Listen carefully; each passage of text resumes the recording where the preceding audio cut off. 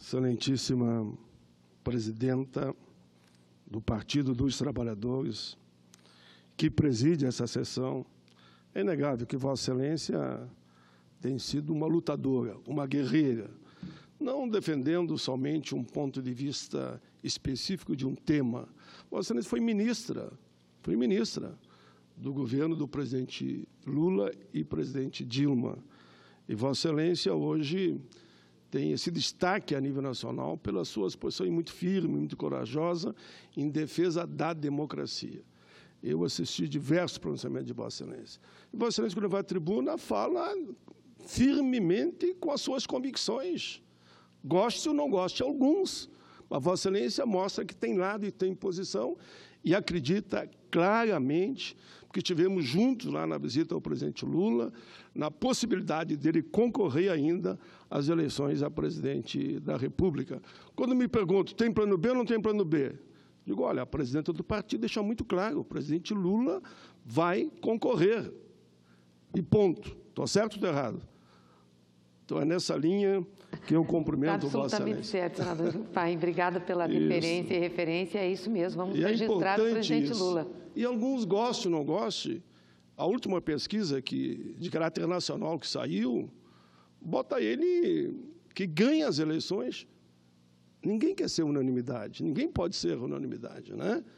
Bota ele que ganha as eleições no primeiro turno e ainda, se der um acidente na história, mas isso é um dado para mim importante também, quem ele apoiar no segundo turno, quem ele apoiar ou vai para o segundo turno com chances reais de ganhar as eleições.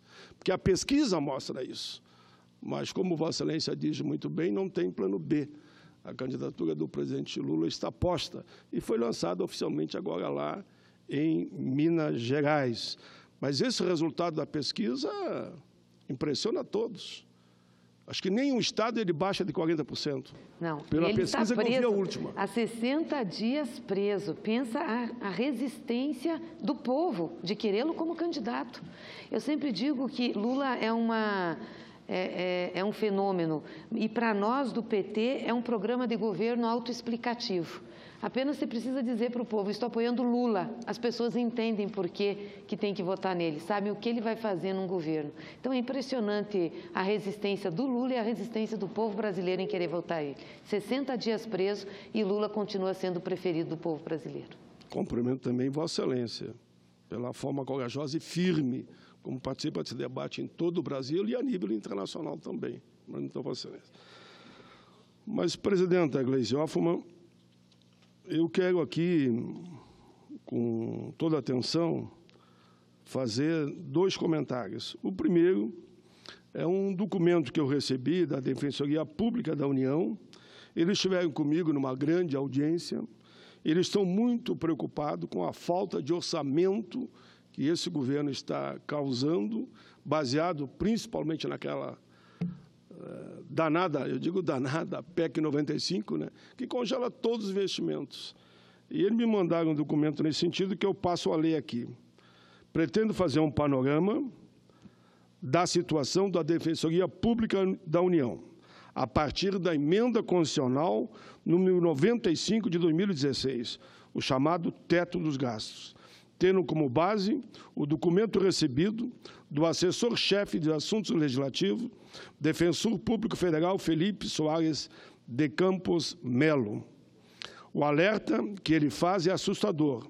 A emenda constitucional do teto de gastos trará enormes retrocessos na atuação da Defensoria Pública da União. E todo mundo sabe que os defensores públicos são aqueles que defendem os chamados vulneráveis, os mais pobres, né? Os prejuízos àqueles que mais necessitam da atenção do Estado são incalculáveis, segundo, por unanimidade, os defensores públicos. Senhoras e senhores, a Defensoria Pública é a instituição que tem como missão prestar assistência jurídica integral e gratuita aos hipossuficientes, conforme previsto no artigo 5º da nossa Constituição. Além da atuação em juízo, a instituição também promove orientação jurídica e educação em direitos. Veja, Além da atuação em juízo, a instituição também promove orientação jurídica e educação em direitos gratuitamente. Com a criação da Defensoria Pública, e eu fui constituinte, ajudei, participei, e aí é bom lembrar, né? Não foi só eu, foi Lula, foi Olívio Dutra, foi Fernando Henrique, por que não lembrar todos, foi Bernardo Cabral, foi Mário Covas, muitos já faleceram, foi Ulisses Guimarães, e foi por unanimidade que nós lá avançamos e criamos de forma permanente na Constituição a Defensoria Pública. Com a criação da Defensoria Pública, houve uma guinada quanto à participação do público carente no processo judicial. Em resumo, ao emergir a Defensoria Pública, aqueles que só possuem assistência jurídica quando figuravam na condição de réus, para terem seus direitos restringidos, passaram também a reclamar direitos, como está na Constituição, como, por exemplo, a saúde, que virou um caos depois da Emenda 95, a educação, que virou um caos depois da Emenda 95, a moradias, que virou um caos depois da Emenda 95, a Previdência Social, entre outros. Todos os investimentos foram congelados por 20 anos. A Defensoria Pública da União, ela foi implantada de forma emergencial em 1995, por meio da medida provisória 930, que foi convertida na Lei número 9.020 de 95. Era um órgão subordinado ao Ministério da Justiça, sem autonomia e sem carreira de apoio administrativo. Por intermédio da Emenda Constitucional 7413/13, foi garantida à DPU a autonomia administrativa e orçamentária. Já a Emenda Constitucional 80/14 instituiu o plano de interiorização da instituição, projetando sua presença para todos os municípios que contem com varas da Justiça Federal. Por isso, no biênio 2014-2015, foi iniciado um processo de expansão da instituição. Foram criados 789 novos cargos da Defensoria Pública. Veja bem, no biênio 2014 e 2015, foram criados 789 novos cargos de defensor público federal, a fim de se dar cumprimento ao que foi determinado pela EC 80/14. Nesse mesmo período, foram encaminhados ao Congresso Nacional projetos de lei 7.922/14 para a criação para a carreira de apoio, número 7923/14, para a criação de funções comissionadas. Tais medidas visam modificar o caráter emergencial vivido pela instituição desde 95, para que se tenha uma real estruturação desta relevante, importante instituição. Contudo, observem bem, senhores e senhoras, tais projetos ainda não foram aprovados e a DPU continua instalada em caráter emergencial, sem quadro de apoio e contando com uma parte relevante da sua força de trabalho composta por servidores requisitados, isto é, emprestados, oriundo de outros órgãos. Segundo o comando da EC 80/14, a DPU elaborou, seguindo o comando da EC 80/14, a DPU elaborou seu plano de interiorização. A meta era a instalação de 205 novas unidades até o ano de 2022. Poucos meses após a emenda, foram criadas apenas 10 novas unidades de atuação. Com esse crescimento, a Defensoria Pública atualmente presença em apenas 29% da área coberta pelo Poder Judiciário Federal, e o acertado, o ajustado, o escrito era 100%. E hoje os vulneráveis só estão sendo atendidos em apenas 26%. Logo, é necessário expandir ainda mais para atender satisfatoriamente ao que é determinado pelo poder constituinte derivado. E, repito, eu tive a satisfação de ajudar a estar lá em defesa da Defensoria Pública. No entanto, a despeito disso, o processo de fortalecimento, de levar ao interior a Defensoria Pública da União, foi abruptamente interrompido com a promulgação da emenda 95 de 2016, chamado teto de gastos do atual presidente Temer. A DPU, que planejava expandir a assistência jurídica integrada e gratuita, com o consequente aumento de orçamento, foi atingida por um comando que estipulou o teto de gastos e inviabilizou o processo de levar a Defensoria Pública ao interior, prejudicando os que mais precisam, os vulneráveis, os mais pobres.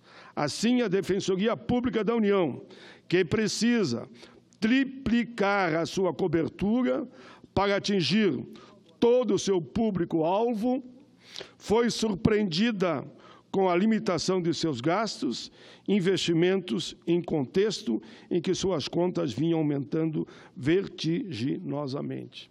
A fim de não se sujeitar às consequências da extrapolação de teto dos gastos, diversos itens e serviços de uma estrutura já precária têm sido retirados ou reduzidos, a fim de adaptar o orçamento da instituição ao novo regime fiscal. Os cortes que a instituição está fazendo para se adequar ao teto visam, no momento, apenas manter a operação da DPU, sem a aplicação das consequências lamentáveis da PEC 95 de 2016. Hoje, a DPU luta para não perder os espaços já alcançados nos anos que antecederam a EC 80/14. É fato que já se nota uma queda na cobertura dos serviços da DPU, uma vez que foi necessária a suspensão de projetos de atuação itinerante, que abrangem áreas não cobertas pelos atuais núcleos por falta de recursos. Eles não têm como se deslocar, a não ser ficar na cidade sede.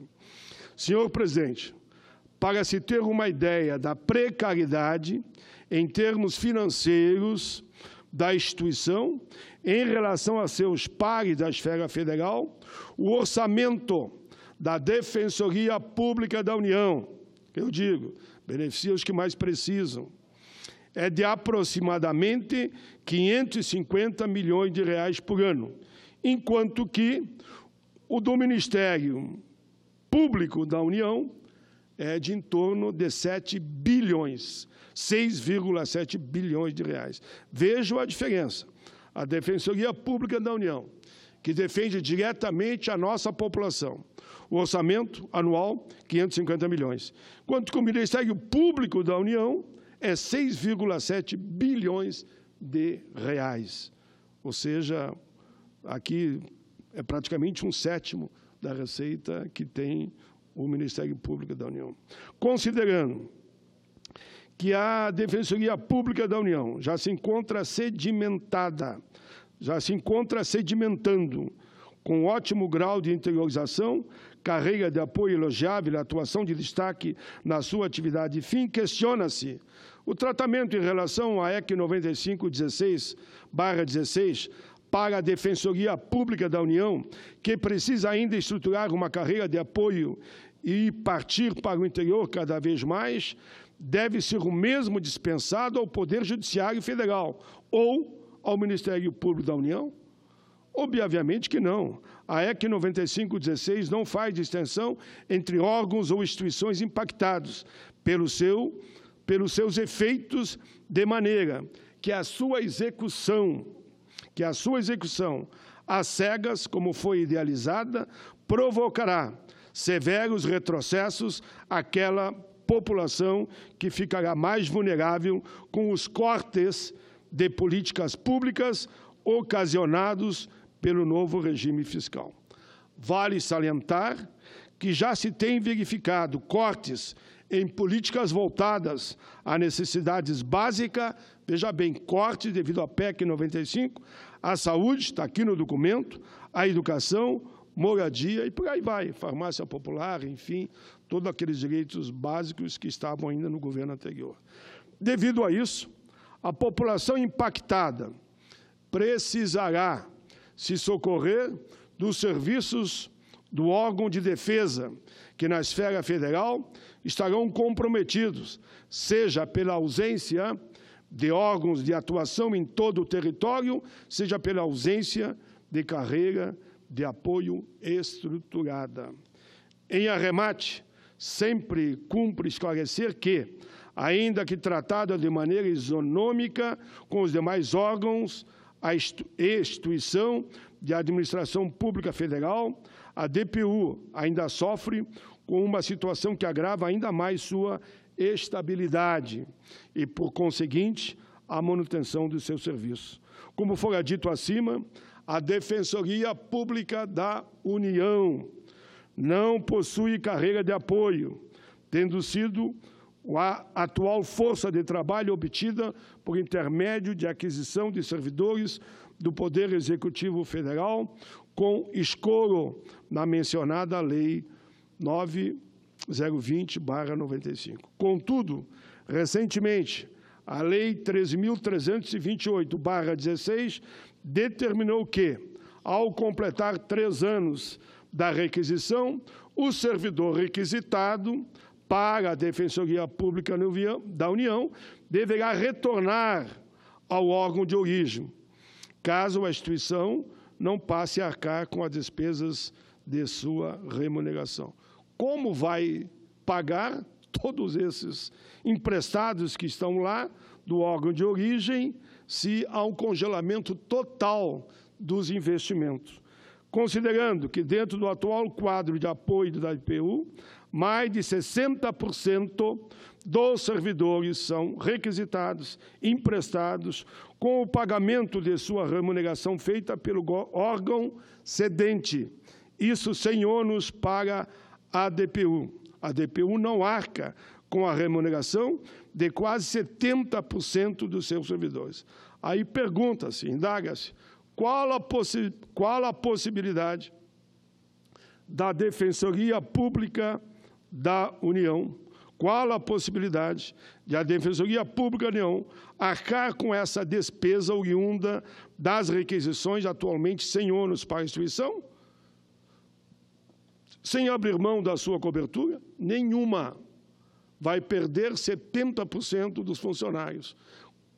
E quando que nós teríamos que avançar mais pela fragilidade da estrutura, aqueles que querem defender os que mais precisam estarão com estrutura zero para trabalhar daqui para frente. Para ilustrar, diz o documento, a insuficiência de pessoal da DPU, apresentam-se dados sobre algumas instituições estatais. O Supremo Tribunal Federal, com sede apenas nessa capital, possui 1.135 cargos em sua carreira de apoio.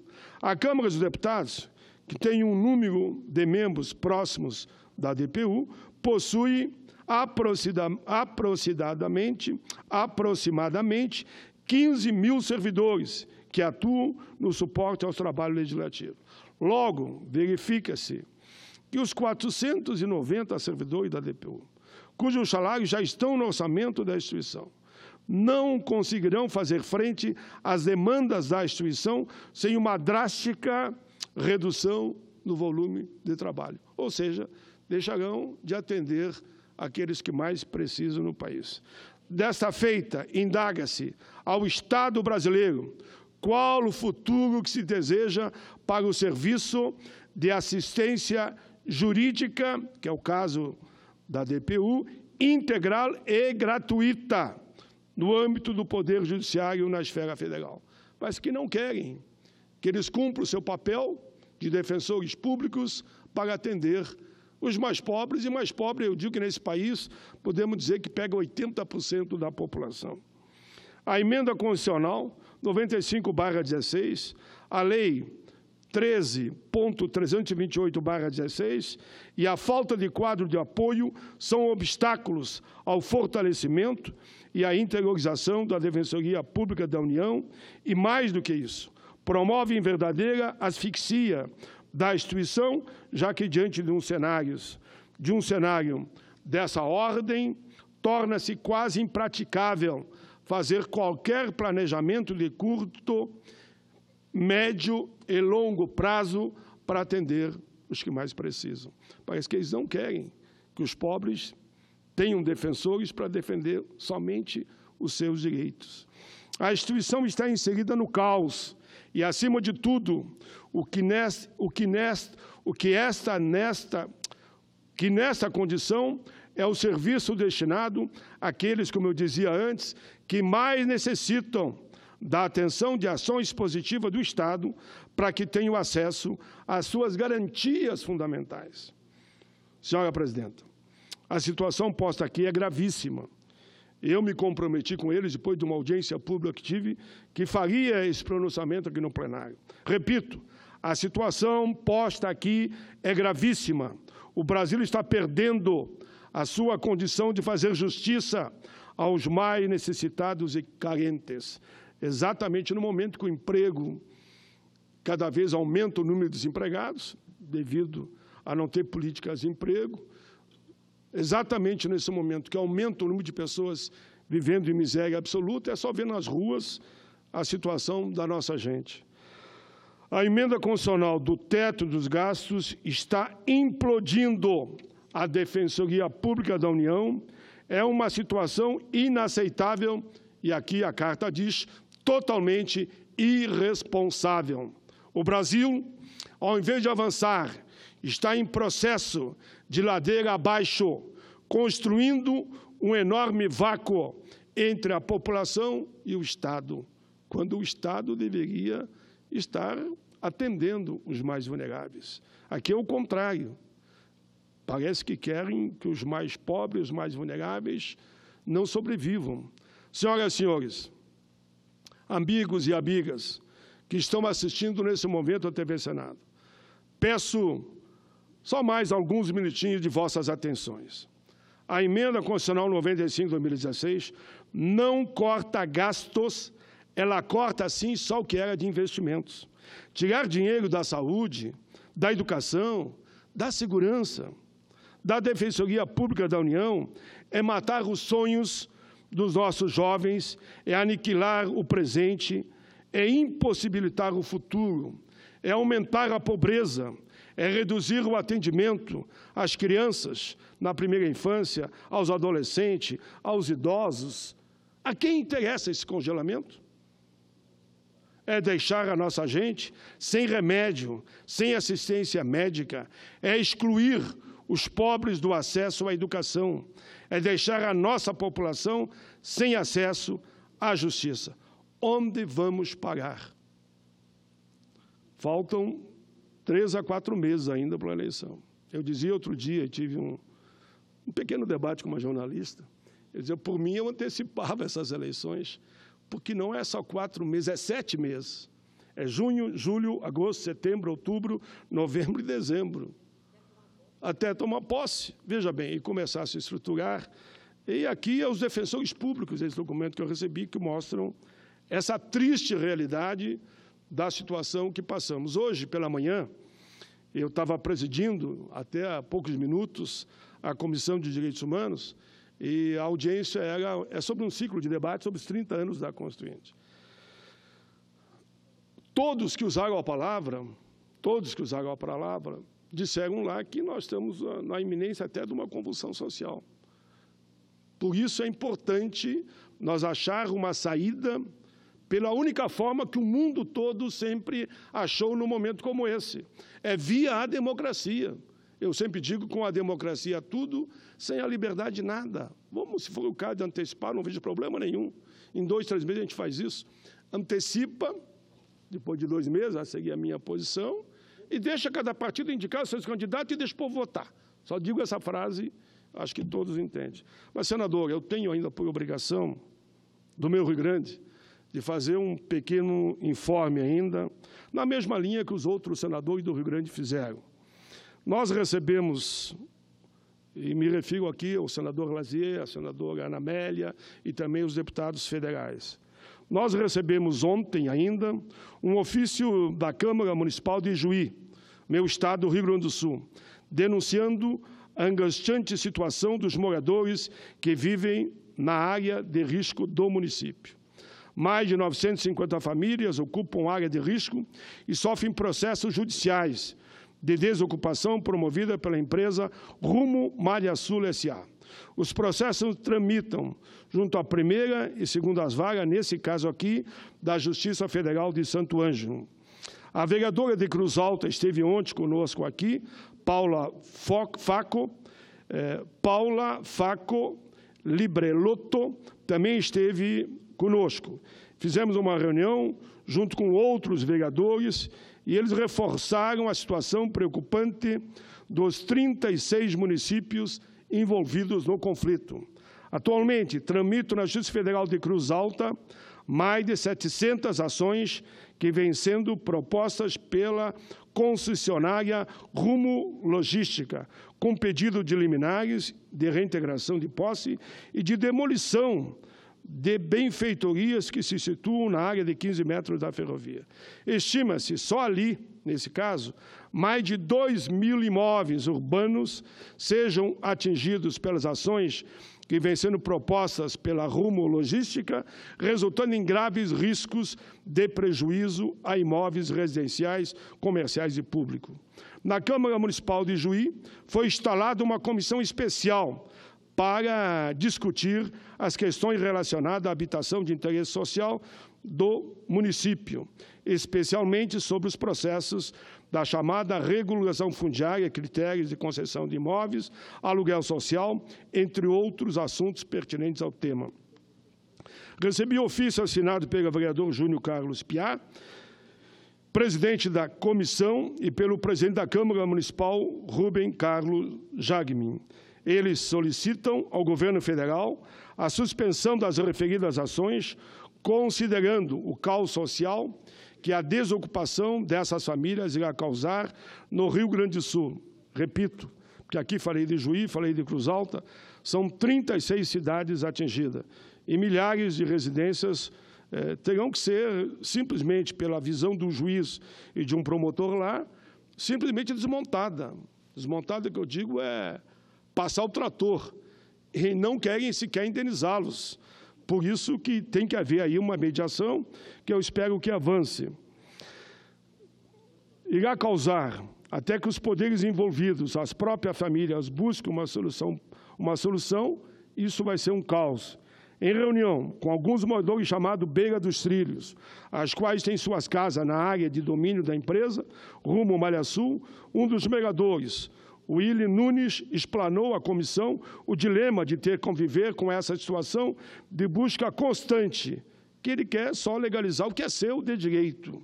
A comissão especial alega que esse contingente de famílias ocupou a referida área, com a anuência do poder público municipal à época e a inobservância da própria empresa concessionária e sendo a União coautora das ações judiciais.